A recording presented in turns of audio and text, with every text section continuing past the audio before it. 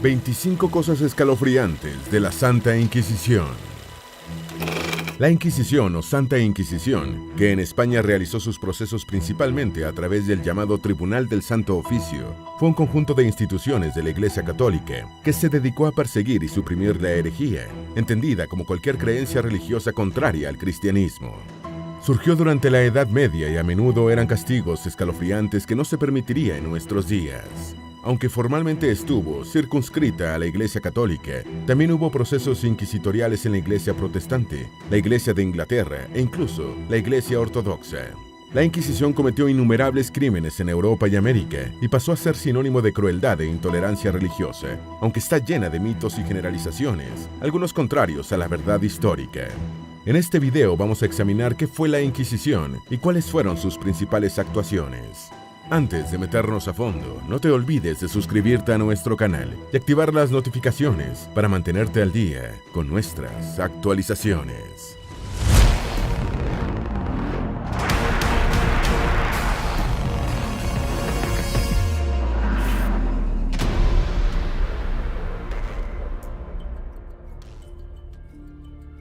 Número 1. Hubo varias inquisiciones. La primera Inquisición medieval fue fundada en Languedoc, Francia, en 1184, para combatir la herejía de los albigenses o cátaros. En 1249 fue implantada en el Reino de Aragón, siendo esta la primera Inquisición de Estado, que después se extendió por otros reinos de la península ibérica y fue llevada por los españoles a América. El rey portugués Juan III fundó su propia Inquisición en 1536, mientras que en Francia e Italia los procesos inquisitoriales eran supervisados por la jerarquía católica responsable ante el Papa. Solo la Inquisición romana, creada en 1542, estaba en manos de personas designadas directamente por el Papa. Número 2. La Inquisición fue un instrumento para conservar el poder. La Inquisición fue utilizada por el papado y los monarcas cristianos para perseguir a todos los movimientos que podían representar una amenaza para su poder. En Francia, el Papa Inocencio III ordenó en el siglo XIII la erradicación de los cátaros, que practicaban un cristianismo ascético, más alineado con las enseñanzas tradicionales sobre la naturaleza de Dios. En España, la Inquisición fue creada para procesar a los judíos y musulmanes que continuaban practicando sus religiones en secreto, aunque aparentemente se hubieran convertido al cristianismo. Los monarcas españoles obligaban a los no cristianos a convertirse al cristianismo o a abandonar sus territorios y temían las falsas conversiones. Número 3. La Inquisición quería convertir, no matar. Aunque la Inquisición perpetró miles de muertes horrendas, su objetivo no era ejecutar a los procesados, sino convertirlos al cristianismo. Por ello, los procesos comenzaban con un cuidadoso interrogatorio sobre las creencias del procesado, a objeto de señalarle sus desviaciones respecto a la ortodoxia católica. Si el acusado se retractaba y prometía no incurrir en más desviaciones, era castigado con una pena menor. Cuando un anterior enjuiciado recaía en su conducta supuestamente hereje, generalmente recibía un castigo mayor, incluso la muerte. La principal finalidad de los inquisidores era evitar que las personas sometidas a juicio siguieran difundiendo creencias contrarias a las defendidas por la Iglesia Católica, condenándose a sí mismos y a otros a pasar la eternidad en las llamas del infierno. Número 4. La tortura no era un fin en sí misma. Contrario a la leyenda, la mayoría de los inquisidores utilizaban la tortura con moderación, particularmente en los tribunales posteriores, como los de la Inquisición romana. Después de algunos siglos de Inquisición, quedó claro que la tortura llevaba a confesiones y conversiones falsas. Los manuales de la época y la correspondencia entre inquisidores aconsejaban utilizar la mínima violencia posible contra los procesados. Si bien hubo crueles desviaciones, incluso algunos historiadores opinan que los inquisidores de la última etapa tenían más consideración por las personas que las autoridades que castigaban los delitos comunes. Número 5. El inquisidor anunciaba su llegada. La mayoría de los inquisidores anunciaban su llegada a una comunidad publicando un cartel o un edicto de gracia. Estos edictos invitaban a los herejes a reconocer su herejía ante el tribunal en un plazo de entre 30 y 40 días, manifestando su arrepentimiento a cambio de una pena leve. Las publicaciones se exhibían en los lugares más frecuentados por la población, como las puertas de las iglesias, avisando a los lugareños que el inquisidor ya estaba en la localidad, presto a iniciar su trabajo. Los carteles también solían pedir la entrega de libros prohibidos y la delación de personas con comportamientos herejes. Número 6. A los inquisidores les preocupaba su mala reputación. La mala reputación de la Inquisición se cimentó desde sus comienzos, cuando unos tribunales excesivamente celosos del cumplimiento de sus objetivos ejercieron una notable violencia, especialmente en España. Dado que el funcionamiento de los tribunales dependía de que las personas se entregaran voluntariamente o fueran delatadas, el temor a los inquisidores limitaba la cantidad de candidatos a procesar. En Italia, la Inquisición buscó mejorar su imagen entre la población publicando en el siglo XVI un edicto en el que señalaba que los inquisidores deseaban la salvación de las almas, no la muerte de los hombres. En otros lugares, la Inquisición se alió con organizaciones religiosas que no tenían una temible reputación, como la Compañía de Jesús, fundada en 1534 por San Ignacio de Loyola. Número 7. La Inquisición fue exacerbada por la Reforma Protestante.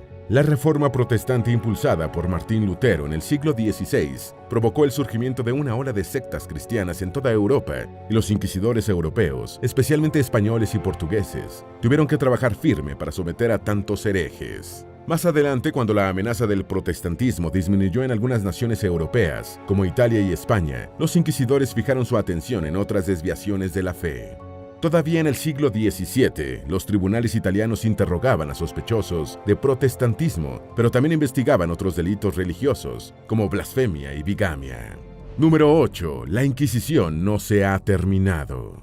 La Inquisición operó en España e Italia hasta el siglo XIX. Para ese momento, la española había disminuido su actividad considerablemente y casi solo se ocupaba de censurar libros. La última persona ejecutada por la Inquisición en España fue Cayetano Ripoll, un maestro de escuela ahorcado el 31 de julio de 1826 en Valencia, por decisión de una junta de fe diocesana, ya que el Tribunal del Santo Oficio había cesado sus funciones. La Inquisición española se disolvió en el año de 1834.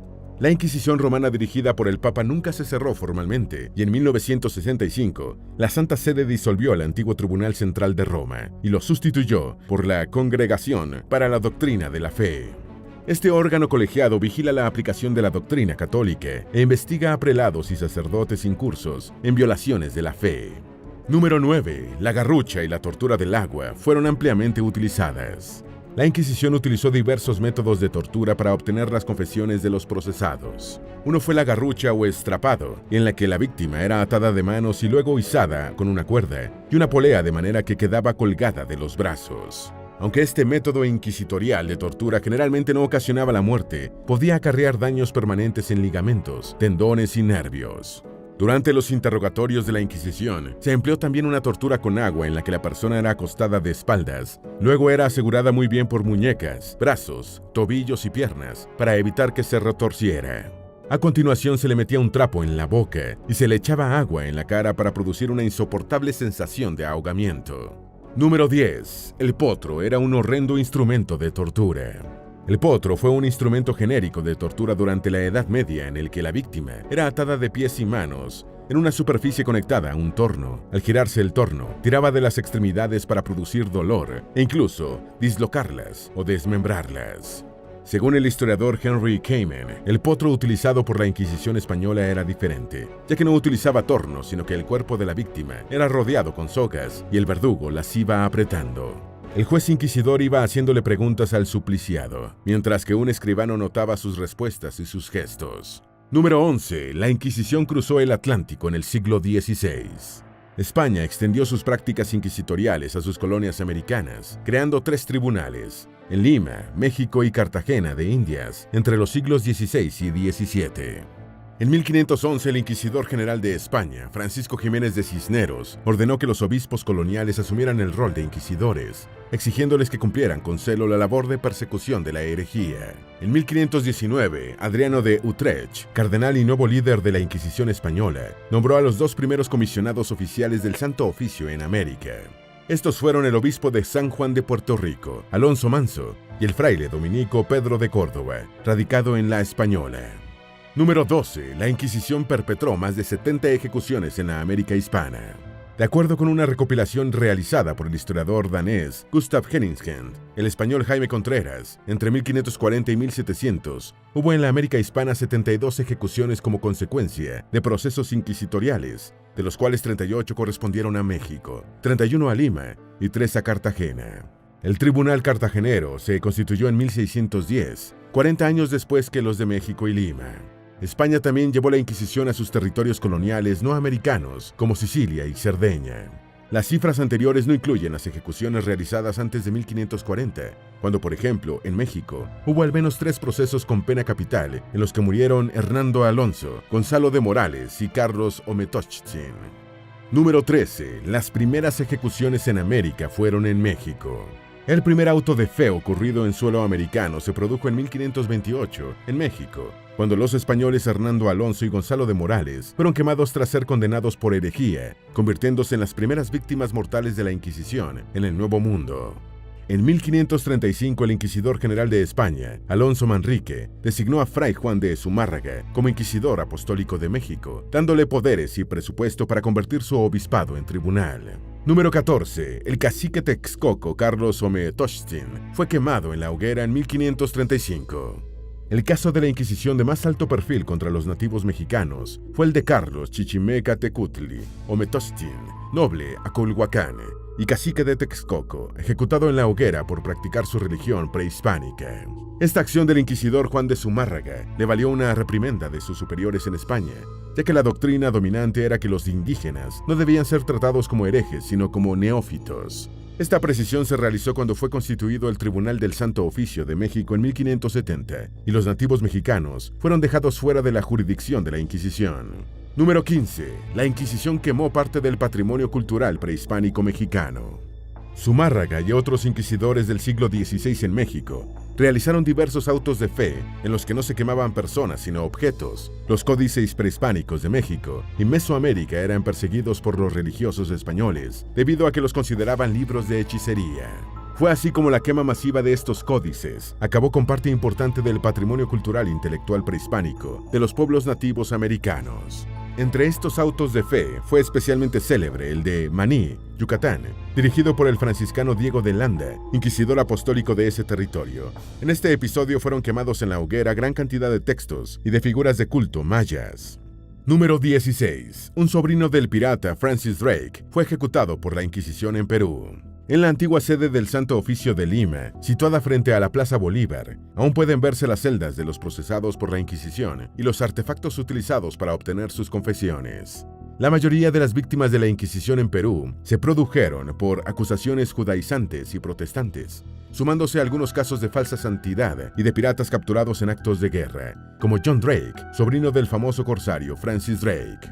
El primer auto de fe en Perú se realizó en Lima el 15 de noviembre de 1573, en el que fue quemado en la hoguera el religioso luterano francés Mathieu Saladé, considerado un mártir por el protestantismo evangélico peruano. Número 17. La idea era torturar sin dejar marcas. La Inquisición española quedó implantada en 1478 por los reyes católicos y el primer inquisidor general fue Fray Tomás de Torquemada. El nombre de Torquemada se convertiría en sinónimo de crueldad e intolerancia religiosa, aunque le preocupaban las apariencias y estableció categóricamente que los reos del Santo Oficio no debían sangrar ni sufrir lesiones visibles. Fue por ello que se decidió aplicar torturas que causaran dolor y angustia, sin necesariamente dejar heridas mayores, como la garrucha, el suplicio con agua que provocaba una sensación de ahogamiento y el potro. Torquemada tenía fama de insobornable, por lo que no había forma de librarse de un proceso mediante un soborno. Al igual que en toda Europa, promovió en España la quema de libros no católicos, especialmente árabes y judíos. Número 18. La Inquisición produjo algunos mártires de la ciencia. La ciencia ofrendó 2 notables miembros a la piedra de sacrificio de la intolerancia religiosa, el astrónomo y teólogo italiano Giordano Bruno y el médico y teólogo aragonés Miguel Servet. Bruno mejoró el modelo de Copérnico al proponer que el Sol era una estrella y fue quemado vivo el 17 de febrero de 1600 en Roma. Uno de sus cargos fue decir que existen múltiples mundos. Servet fue un teólogo y científico español ejecutado no por la Iglesia Católica, sino por la protestante, bajo la influencia de Juan Calvino. Fue el descubridor de la circulación pulmonar de la sangre, y su juicio por herejía se basó en su negación de la Santísima Trinidad y por su defensa del bautismo a la edad adulta. Fue quemado en Ginebra el 17 de octubre de 1553. Hipatia de Alejandría, considerada la primera matemática de la historia, había sido linchada en el siglo V por una turba de cristianos, por oponerse a los abusos del poder religioso. Número 19. Provocó la muerte de importantes figuras de la propia Iglesia. La Inquisición o su equivalente acabaron con la vida de conocidas figuras de las iglesias cristianas, como Jan Hus, Thomas Cranmer y Girolamo Savonarola. Jan Hus fue un teólogo checo, uno de los precursores de la Reforma Protestante, condenado por herejía en 1413 en el Concilio de Constanza. El concilio no lo condenó a muerte, sino a abjurar públicamente de sus posiciones, pero al reincidir fue dejado en manos del brazo secular, que lo quemó en la hoguera el 6 de julio de 1415. El arzobispo de Canterbury, Thomas Cranmer, fue enjuiciado y ejecutado por alta traición y herejía durante el mandato de la reina católica María I, en medio de las disputas entre la Iglesia de Roma y la recién fundada Iglesia de Inglaterra. Y Savonarola fue el célebre predicador dominico que hostigó a los Medici en Florencia y organizó la Hoguera de las Vanidades en la cuna del Renacimiento. Sus ataques contra Alejandro VI, el Papa Borgia, lo llevaron a un juicio por herejía de la Inquisición, siendo ahorcado y después incinerado. Número 20. Las muertes no fueron solo responsabilidad de los católicos. Aunque tiende a relacionarse principalmente con la Iglesia católica, la Iglesia protestante también utilizó la práctica inquisitorial. Las directrices y normas establecidas por los prelados protestantes eran tan intolerantes como los de la Iglesia católica, y había castigos para todo, incluyendo la inasistencia a los sermones y el culto a las imágenes religiosas, incluso dentro de los hogares. 6 monjes cartujos fueron ahorcados en Inglaterra y Juan Fisher murió decapitado por oponerse férreamente a la anulación del matrimonio de Enrique VIII con Catalina de Aragón. Cuando Enrique VIII de Inglaterra inició la persecución de los católicos, había cerca de 1000 monjes dominicos en Irlanda y solo 4 sobrevivieron 30 años después, cuando llegó al trono Elizabeth I. Número 21. La Inquisición juzgaba y condenaba, pero no mataba.